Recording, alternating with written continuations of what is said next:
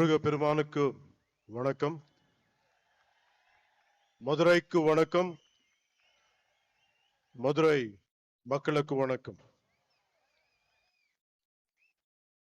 முருக பக்த மாநாட்டை நடத்தும் இந்து முன்னணிக்கும் இந்து முன்னணியின் தலைவர் திரு காடேஸ்வர சுப்பிரமணியம் அவர்களுக்கும் வணக்கம். சஷ்டி கவசத்தை இசைத்த லட்சோப லட்சம் பேரில் இருக்கும் ஒவ்வொருவருக்கும் வணக்கம். மேடையில் உள்ள தலைவர்களுக்கும் எல்லாருக்கும் வணக்கம்.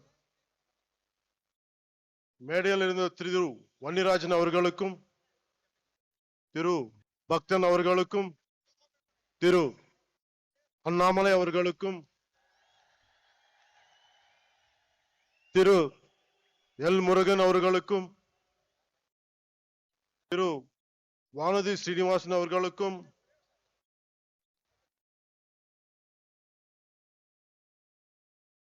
முன்னாள் ஆளுநர் மேதகு தமிழிசை அவர்களுக்கும் வணக்கம்.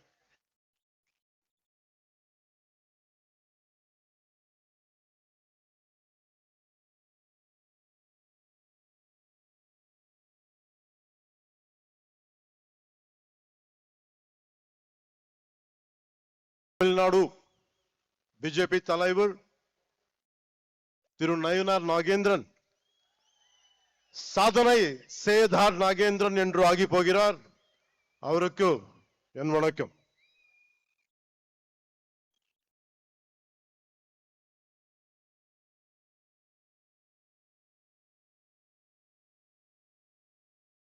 இங்க கூடியிருக்கும் சன்னியாசிகள், குருமார்கள், மதாதிபதிகள், ஜியர்கள் அனைவரையும் எவது தினம் தொல்த்தி தலை வணங்குகிறேன்.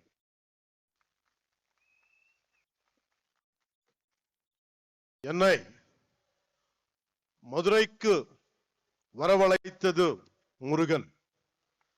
அந்த வெற்றிவேல் முருகனுக்கு என்னை வளர்த்தது முருகன். அந்த வீரவேல் முருகனுக்கு எனக்கு துணிச்சல் தந்தது முருகன். அந்த சுரவேல் முருகனுக்கு, மதுரைக்கும் முருகனுக்கும் நெருக்கம் அதிகம்.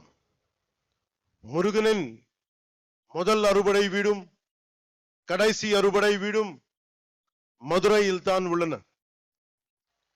மதுரை என்பது மீனாட்சி அம்மன் பட்டினம். மீனாட்சி அம்மன் தாய் பார்வதியின் அம்சம். எனவே முருகனின் தாயாரும் மதுரையில் தான் உள்ளார். முருகனின் தந்தை சிவபெருமான் முதல் சங்கத்துக்கு தலைமை ஏற்று மதுரையில் தான் இருந்தார். எனவே இந்த மதுரையில் தாயமே இருக்கிறார், தந்தியம் இருக்கிறார், மகனும் இருக்கிறார். அப்படின்னா மதுரை மக்கள் எத்தனை புண்ணியம் பண்ணி இருக்க வேண்டும். அந்த புண்ணியத்தின் விளைவாக பசும்போன் முத்துராமலிங்க தேவர் அவதரித்தார்.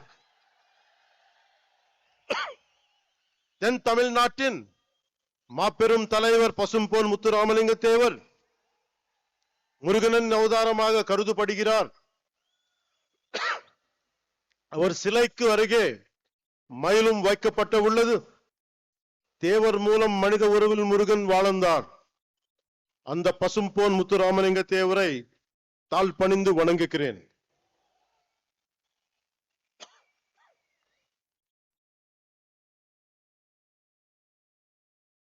இப்போது மதுரையில் நடத்த ஒரு நிகழ்வை சொல்ல போகிறேன்.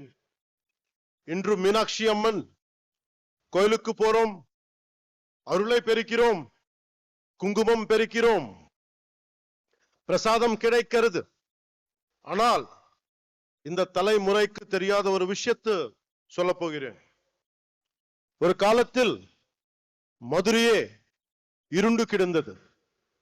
நமக்கு ஒளி கொடுக்கும் மீனாட்சி அம்மன் கோயிலில் ஒளி இல்லை.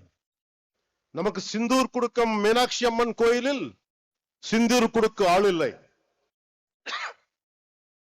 எந்த ஒளிப்பாடும் இல்லை. கோயில் நொறுங்கி போய் இருந்தது. ஏன் தெரியுமா? 14ஆம் நூற்றாண்டு தொடக்கத்தில் மதுரையை மாலிக் கஃபூர் லூட் பண்ணினான். அதன் பிறகு 60 வருஷங்களுக்கு மீனாட்சி அம்மன் கோவிலில் விளக்கு இல்லை. மீனாட்சி அம்மன் கோயில் மூடப்பட்டிருந்தது. அது மதுரையின் இருண்ட காலம். 14ஆம் நூற்றாண்டின் முடிவில் மதுரையில் மீண்டும் ஒளி பிரிந்தது. அந்த ஒளி விளக்கை ஏற்றி வைத்தார் விஜயநகர இளவரசர் குமார கம்பனன். இதுல இருந்து என்ன தெரிந்தது? நமது நாட்டு நம்பிக்கைக்கு அழிவில்லை. அதுவும் யாராலும் அழிக்க முடியாது. நமது கலாச்சாரம் ரொம்ப ஆழமானது. நம்மை அசைக்க யாராலும் முடியாது. கன்னியாகுமரியில் இருந்து காஷ்மீர் வரை நமது அறம் ஆழமாக இருந்தது. அது இன்றும் ஆழமாக இருக்கிறது. இனியும் ஆழமாக இருக்கும். இதுதான் இந்த தெய்வீக பூமியின் பலம். முருகனின் வடிவத்தில் நமது அறம் தொடர்ந்து தலைக்கிறது. அறம் என்பது என்ன? உலகை தீமை சூழும் போது அதை அறுப்பது அறம். எல்லோரையும் சமமாக பார்ப்பது அறம். தீவர்களை செய்வது அறம். தீவர்களை வதம் செய்வது அறம். அதன் பெயரே புரட்சி. அது செய்பவரே புரட்சி தலைவர். எனவே உலகின் முதல் புரட்சி தலைவர் முருகன் பெருமாள். நம்ம எல்லோரும் இங்க வந்தது ஒரே ஒரு கடவுளுக்காக, புரட்சி தலைவர் முருக பெருமானுக்காக, உலகின் முதல் புரட்சி தலைவருக்காக. அநீதியை அழித்ததால் அவர் புரட்சி தலைவர். சமமாக நடத்தியதால் அவர் புரட்சி தலைவர்.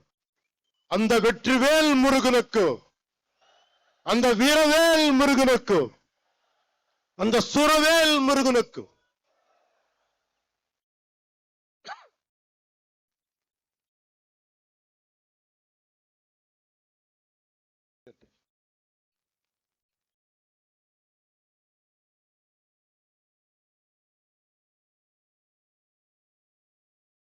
ஒரு கட்சி தலைவர் கேட்கிறார், முருகன் மாநாட்டும் ஏன் தமிழ்நாட்டில் நடத்துகிறீர்கள்? யூபிஎல் குஜராத்தில் நடத்த வேண்டியதுதானே என்று கேட்கிறார். இதன் மூலம் பிரிவினை செய்ய பார்க்கிறார். இது போல் சில கேட்கிறார்கள். இன்று முருகை நோக்கி கேட்கிறார்கள். நாளை சிவபெருமானை பார்த்து கேட்கலாம், அம்மனை பார்த்து கேட்கலாம். இந்த சிந்தனை மிக மிக ஆபத்தானது. அதை பற்றி சொல்கிறேன். இந்த சிந்தனை ரொம்ப காலமா இருந்தது. அதை பற்றி சொல்கிறேன். நான் 14வது வயதில் சபரிமலைக்கு போனவன். தைப்பூசத்துக்கு திருத்தணிக்கு போவதை பார்த்தவன். நான் சென்னை மயிலாப்பூர் படித்த போது நெற்றியில் பட்டையுடன் ஸ்கூலுக்கு போனவன். சிறிது காலத்திலே மாற்றம் தெரிந்தது. அடுத்த 10 ஆண்டுகளில் நெற்றியில் விபூதி பூசுவதை கேள்வி கேட்டார்கள். எனவே என் 14வது வயதிலேயே இந்த விதமான கேள்விகளை எதிர்கொண்டவன். எல்லோருக்கும் இந்த எக்ஸ்பீரியன்ஸ் இருக்கும். அதை நாம் பெருத்துப்படுத்தவில்லை. காரணம், நம் இந்துக்கள் செக்குலரிஸ்ட். கிறிஸ்தவராக இருக்கலாம், ஒரு முஸ்லிமாக இருக்கலாம். ஆனால் ஒரு ஹிந்துவாக இருந்தாலே இவர்களுக்கு பிரச்சனை. ஒருவன் ஹிந்துவாக இருந்துவிட்டால் அவன் மதவாதி. இதுதான் இவர்களது போலி செக்குலரிசம். நம்பிக்கையை கொண்டாட எனக்கு உரிமை உள்ளது. அதை கேட்க நீங்கள் யார்? உங்கள் நம்பிக்கையை நாங்கள் கேள்வி கேட்கவில்லை. அதே நாகரிகத்தை நீங்கள் கடைபிடியுங்கள்.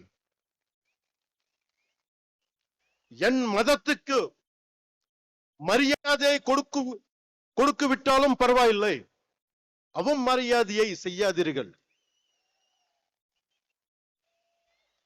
முருகனை பற்றி கேள்வி கேட்கும் நீங்கள் அரேபியாவில் இருந்து வந்த மதங்கள் பற்றி இதே கேள்வியை நீங்க கேட்க முடியுமா? அதற்கான துணிச்சல் உங்களுக்கு உண்டா?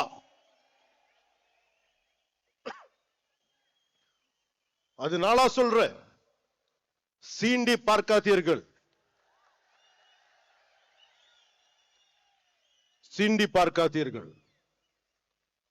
சாது மிரண்டால் காடு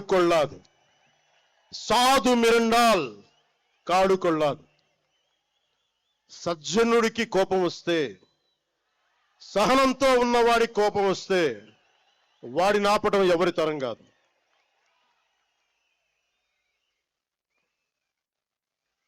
முருகன் தமிழ் கடவுள். ஆனால் அவர் எல்லா இடத்திலும் பறந்து இருக்கிறார். வட இந்தியாவில் கார்த்திகேயராக, ஆந்திராவிலும் கர்நாடகத்திலும் சுப்பிரமணியராக, தமிழ்நாட்டில் முருகராக இருக்கிறார்.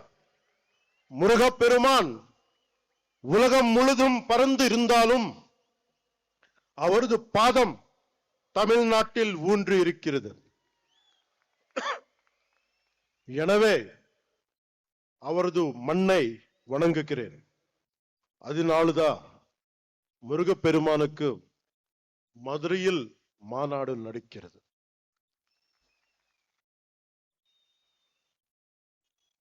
அதனால்தான் இந்த மாநாட்டுக்கு நாம் எல்லாமே வந்திருக்கிறோம். இங்கு சிலர் நிறத்தை வைத்து அரசியல் செய்கின்றனர். நமக்கு நிறத்தில் எந்த பேதமும் இல்லை. கிருஷ்ண பகவான் கருப்பு, காளி மாதா கருப்பு. நாம் நிறத்தின் வழியாக பார்ப்பதில்லை, அகத்தின் வழியாக பார்க்கிறோம். ஆனால் இங்கு கருப்பு நிறத்தை வைத்து கடவுளை சீண்டும் கூட்டம் உள்ளது. நம்மை இணைக்கும் முருகனை சீண்டி பார்க்கிறது ஒரு கூட்டம். கந்த சஷ்டி கவசத்தை கிண்டல் செய்தனர். அவர்களுக்கு கிண்டல் செய்யும் உரிமை உள்ளது. அந்த உரிமையும் ஜனநாயகம் கொடுத்துள்ளது. அவர்கள் என் கடவுளை கேலி செய்தனர், என் கலாச்சாரத்தை கேலி செய்தனர், என் பண்பாட்டை கேலி செய்தனர், என் பார்வையை கேலி செய்தனர். கேட்டால் இதுதான் செக்குலரிசம் என்பார்கள்.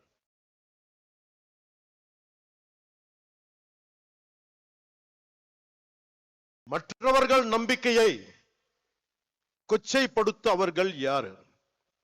முருகனை கேள்வி கேட்க அவர்கள் யார்?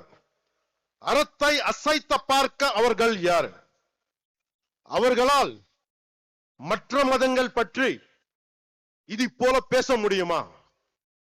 அரேபியாவிலிருந்து வந்த மதங்கள் பற்றி அவர்களால் இப்படி பேச முடியுமா? நம் மதத்தை பற்றி மட்டும் ஏன் இப்படி பேசுகிறார்கள்? நாம் அமைதியானவர்கள், எல்லாவற்றையும் சகித்துக் கொள்ள கூடியவர்கள். மீனாட்சி அம்மன் கோவில் 60 ஆண்டுகள் மூடி கிடந்தும் பார்த்து கொண்டுதானே இருந்தோம். அந்த துணிச்சலால் பேசுகிறார்கள். பொறுமை என்பது கோழைத்தனம் அல்ல. இங்கு உள்ள முருக பக்தர்கள் அனைவரும் ஒரு பார்வை பார்த்தாலே போதும். ஒரு பார்வை.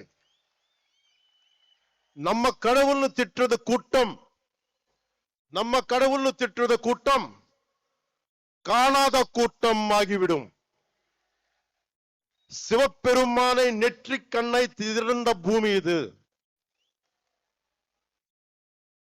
இன்று இந்த கூட்டம் வரும், நாளை இன்னொரு கூட்டம் வரும். எத்தனை நாள் பொறுப்பது? முருகனை பற்றி இழிவாக சொன்னால் உங்கள் இதயம் நொறுங்க வேண்டாமா?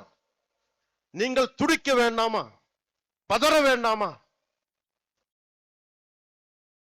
நம்மை காப்பாற்றும் முருகனை நாம் காப்பாற்ற தேவையில்லை. ஆனால் நம்மை காப்பாற்றுவதற்கு கைமாறு செய்ய வேண்டாமா? நன்றியை காட்ட வேண்டாமா? நம்பிக்கையை சொல்ல வேண்டாமா? இந்த மாநாட்டிலேயே இப்போது ஒரு முடிவுக்கு வருவோம். எப்படி மின்னல் கண்களை குருடாக்கமோ, எப்படி காற்றாற்று வெள்ளம் கரைகளை உடைக்கமோ, அது போல பொங்குவோம். நான் உங்களுக்கு அறைகூவல் விடுக்கிறேன். அநீதியை தட்டி கேட்க திருளுவோம். அறத்தை காக்க அனைவரும் எழுவோம். முருகன் நீதியை காப்பாற்ற புறப்படுவோம். இந்த முருகுப்படை திற்றது கூட்டத்தை தகுர்க்கும். இப்படை தோற்கின் எப்படை வெல்லும். இப்படை தோற்கின் எப்படை வெல்லும். அன்பு என்பது பலவீனம் அல்ல, அது துணிவின் அடையாளம், வீரத்தின் ஆன்மா, வெற்றியின் படிக்கட்டு.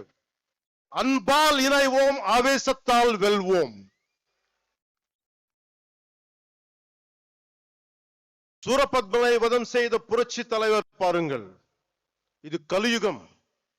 முருகன் நேரில் வரமாட்டார். நாமே முருகனின் உணர்வாக மாறுவோம். நாச சக்திகளை நிர்மூலம் செய்வோம். இந்தியா அரசமைப்பு சட்டம் நமது அறத்தை காக்கிறது. அரசமைப்பு சட்டம் இல்லாத காலத்தில் மாலிக் கஃபூர் வெறியாட்டம் போட்டான். ஆனால் கடந்த 75 ஆண்டுகளாக அரசமைப்பு சட்டம் இருக்கும் போதே ஒரு கூட்டம் ஆடுகிறது. காரணம், நாச சக்திகளை ஆரம்பத்திலேயே கிள்ளி எறியாமல் விட்டுதான்.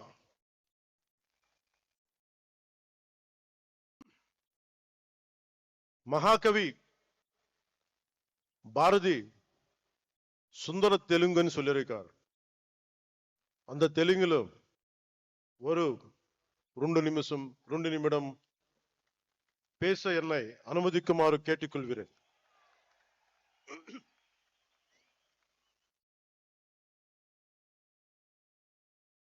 சொல்றதுக்கு முன்னாடி செக்குலரிசம் பத்தி சொல்றேன். நம்ம நாட்டுல secularism is a convenient word for a lot of people in our country. Specifically, atheists who doesn't believe in God.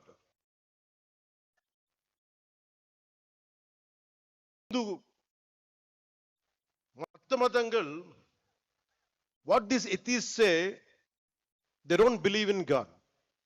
நம்ம கடவுள் நம்ப மாட்டாங்க. கடவுள் நம்ப மாற்றுறது இல்லைன்னா எல்லா கடவுள் நம்ப கூடாது.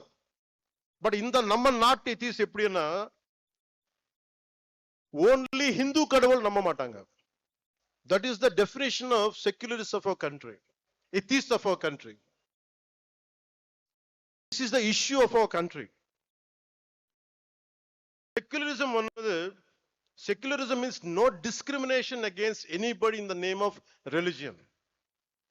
நம்ம நாட்டுல secularists வந்து no discrimination against anybody in the name of religion except Hinduism, except Hindu gods and Hindu culture.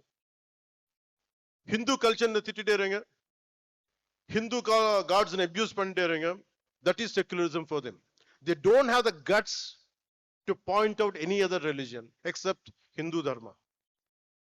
இந்த நாத்திகர் கூட்டத்துக்கு, செக்குலரிஸ்ட் கூட்டத்துக்கு அரசமைப்பு சட்டம் கொடுத்த one great weapon is there. அது என்ன? freedom of speech. பேச்சு சுதந்திரம், இஷ்டத்துக்கு பேசுறது. நம்ம கடவுளை திட்டுறது பழக்கம் ஆயிடுச்சு. கடவுளை திட்டினாலும் நம்ம எல்லாரும் கோவப்படக்கூடாது, கவலைப்படக்கூடாது. ஏன்னா அது பேச்சு சுதந்திரம். அவர் திட்டிட்டே இருப்பாங்க, நம்ம மட்டும் நிம்மதியா இருக்கணும். ஏன்னா நீங்க இந்துக்கள். இது மாறணும். This has to change.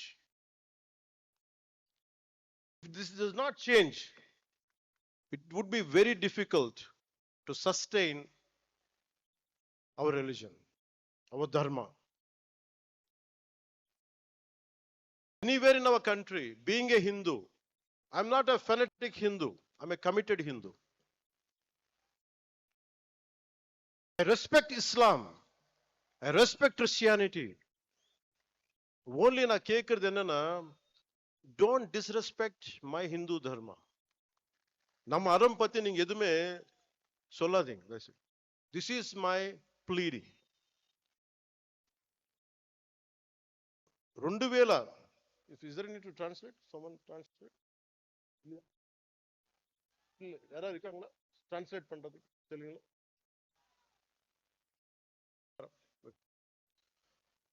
Okay, మీకు కొంతమందికి తెలుగులో మాట్లాడితే అర్థం అవుతుంది అనుకుంటా. మాట్లాడతానండి. వణకం సార్. 2014లో నేను ఒక పార్టీ ప్రారంభించినప్పుడు తెలంగాణ హైదరాబాద్లో, ఆ రోజు నేను అనుకోలేదు ఏథెన్స్ కంటే పురాతనమైన నగరం అయిన మదురైలో ఇన్ని లక్షల మంది జనం మధ్య తమిళ్లో నేను గౌరవించే నా తమిళనాడులో, నేను పెరిగిన తమిళనాడులో, నేను ఇష్టపడే తమిళ సంస్కృతి, నాకు సంస్కృతి బీజాలు పోసిన తమిళనాడు, తమిళ భాష, వీటన్నిటిలో నేను ఒకరోజు ఇక్కడికి వచ్చి ఎంతమంది గురువుల మధ్య, ఇంత పెద్ద మా హిందూ మున్నని పెద్దల మధ్య, ఇన్ని లక్షల మంది ప్రజల మధ్య నేను ఇలాంటి రోజు ఒకటి వస్తుందని నేను ఎప్పుడు ఊహించలేదు. I hope you can translate. நான் 2014ல நான் ஒரு கட்சியை ஆரம்பிக்கும் பொழுது, நான் ஹைதராபாத்ல தெலுங்கானால அரசியல் செய்யும் பொழுது, நான் வளர்ந்த தமிழ்நாட்டுல, நான் படித்த தமிழ்நாட்டுல ஒரு ஆன்மீக பூமியான ஏதென்ஸ் நகரத்திற்கு தொன்மையான நிகரான ஒரு மதுரை மாநகரில் நான் இந்த மாதிரியான இந்துக்களுக்கான ஒரு கூட்டத்துல என்ன ஒரு சிறப்பு அழைப்பாளராக என்ன அழைத்து இப்படி நீங்க கௌரவிப்பீங்கன்றதை நான் நினைச்சு கூட பார்க்கல அப்படின்னு சொல்றார். ఆ సభ ప్రారంభించినప్పుడు నేను నాకు ఇష్టమైన ఒక తెలుగు కవి చదివాను. అది ఎందుకంటే నాకు సుబ్రహ్మణ్య భారతి గారి అచ్చమెల్లె అచ్చమెల్లె పోయం గుర్తొచ్చింది.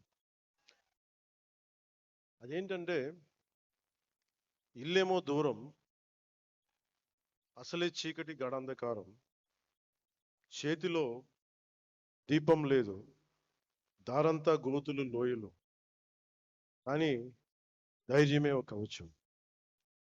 ఇది తమిళ్లో కొంత నేను చెప్తాను, దీన్ని కరెక్ట్ అయితే మళ్ళీ సార్ మీరు కరెక్ట్ చేయండి. பாதையோ இருட்டு, கையிலே விளக்கு இல்லை, வீடோ நெடுந்தொலைவில், வழி முழுவதும் மேடு பள்ளம், மனதில் துணிச்சல் தவிர வேறு இல்லை, அச்சமில்லை அச்சமில்லை அச்சமென்பதில்லையே என்று மகாகவி பாரதி சொல்வாரே, அதுதான் துணைக்கு வந்தது. அச்சமில்லை அச்சமில்லை என்று நம்முடைய பாரதியார் கூறினார். அதை எப்படி என்றால், வீடு தூரத்தில் இருந்தது, ஆனால் கண்ணுக்கு தெரியவில்லை, இருட்டாக இருந்தது, மேடு பள்ளங்கள் நிறைய இருந்தன, ஆனாலும் தைரியம் ஒன்றே அதை கொண்டு அந்த இடத்தை சேர முடிந்தது. அதைத்தான் அவர் அச்சமில்லை அச்சமில்லை அச்சமில்லை என்பதை தைரியத்தோடு நாம் செய்து கொண்டால் எதையும் வெற்றி அடைய முடியும் என்பதை அவர் கூறுகிறார். அதான் திருத்தி சொல்ல சொன்னார். నేను ఈరోజు ఇలా నిలబడగలుగుతున్నాను అంటే నాకు మురుగన్ చూపించిన దారి, ఆయనకి నా మీద ఉన్న అపారమైన భక్తి. ఆయన చూపించిన దారి ఏంటంటే ధైర్యం, వీరత్వం, ప్రేమతో నిండి ఉంటుంది. முருகன் என்னுடைய கடவுள், எனக்கு தைரியத்தை கொடுத்தவர் அவர்தான். அவர் கொடுத்த ஒவ்வொரு வழியையும் தைரியத்தையும் பார்த்துதான் இன்னைக்கு நான் இந்த இடத்துல நிக்கிறேன்றத சொல்றாரு அவர். మురుగన్ చూపించిన దారిలో నడిస్తే విజయమే వస్తుంది, మంచి కోసం మార్పే తెస్తుంది. முருகன் காட்டின வழியில நாம நடந்தா நல்லதே நடக்கும், வெற்றியே நடக்கும், நமக்கு எல்லாமே நல்லதே நடக்கும், வெற்றி தான் நடக்கும்ன்றத அவர் சொல்றாங்க. ఈ దారి కష్టమైనది, కానీ బలాన్ని ఇచ్చేది, ధైర్యాన్ని నింపేది, అనుకున్నది సాధించేది. இந்த பாதை மிக மிக கடினமானது. ஆனா இந்த பாதையை நம்ம கடந்துதான் ஆகணும். அதுக்கு முருகனை நினைச்சு நம்ம கடுமையாக போராடி நிச்சயமாக வெற்றி அடைய வேண்டும் என்ற நோக்கத்தோட போகணும்னு சொல்றாங்க. మనం వెళ్ళే దారిలో, మనం ఎంచుకున్న దారిలో శత్రువులు, అరాచక శక్తులు ఉంటాయి, భయపెడతాయి. కానీ వీరవేల్ వెట్రివేల్ మురుగన్ తోడుండగా మనకేంటి భయం? நம்முடைய பாதையில ராட்சசர்கள், கொடுமையான ராட்சசர்கள் இருக்கிறாங்க. அந்த பாதையில நாம போகும்பொழுது வீரவேல் வெற்றிவேல் என்று சொன்னால் அந்த ராட்சசர்கள், கொடுமையானவர்கள் ஓடி போய் விடுவார்கள் என்று கூறுகின்றார். మార్పు అనేది ఒకటి. ఈరోజు మనందరం ఇక్కడ ఉన్నాం, గ్యాదర్డ్ హియర్, కానీ మార్పుని తీసుకురావడం అంత సాధ్యం, అంత ఈజీ, తేలిక కాదు. కానీ మనందరం కలిసికట్టుగా నిలబడి పోరాడితేనే వస్తుంది మనం అనుకుంటున్న మంచి మార్పు. நம்முடைய எண்ணங்கள் எல்லாம் நிறைவேற வேண்டும் என்றால் நிச்சயமாக நாமல் ஒன்றாக இணைந்துதான் இதற்கு இந்துத்துவலாக போராட வேண்டும் என்று சொல்கிறார். அப்படி ஒற்றுமையாக நாம் போராடினால் நிச்சயமாக நமக்கு வெற்றி கிடைக்கும் என்று கூறுகிறார். இந்த காலத்துக்கு பொருத்தமான எனக்கு பிடித்த திருக்குறள் ஒன்று உள்ளது. அந்த குறள் சொல்கிறது, சுண்டலிகள் ஆயிரக்கணக்கில் படை எடுத்தாலும் ஒரு நாகுபாம்பு பார்த்து சீறினால் போதும், அந்த எலிக்கூட்டம் காணாத போய்விடும். அதுபோல நமது எதிரிகள் எவ்வளவு பேர் இருந்தாலும் முருகனின் தந்தை சிவபெருமான் கழுத்தில் உள்ள நாகம் பார்த்தாலே போதும், காணாத போய் விடுவார்கள். உங்களுக்கு டிரான்ஸ்லேட் பண்ணணும்னு தேவையில்லை. எனவே மாற்றம் வருவது உறுதி. Change is bound to happen. మార్పు తథ్యం. మనం అనుకున్నది సాధిస్తాం, మన ధర్మానికి నిలబడతామని తెలియజేసుకుంటూ మీ అందరికీ நன்றி, வணக்கம். மாற்றம் ஒன்று மாறாதது. முருகனை நம்பினால் எழுச்சிதான். அந்த வெற்றிவேல் முருகனுக்கு அரோகரா. அந்த வீரவேல் முருகனுக்கு அரோகரா. அந்த சூரவேல் முருகனுக்கு அரோகரா. நன்றி, வணக்கம். அற்புதமான ஒரு உரையை வழங்கிய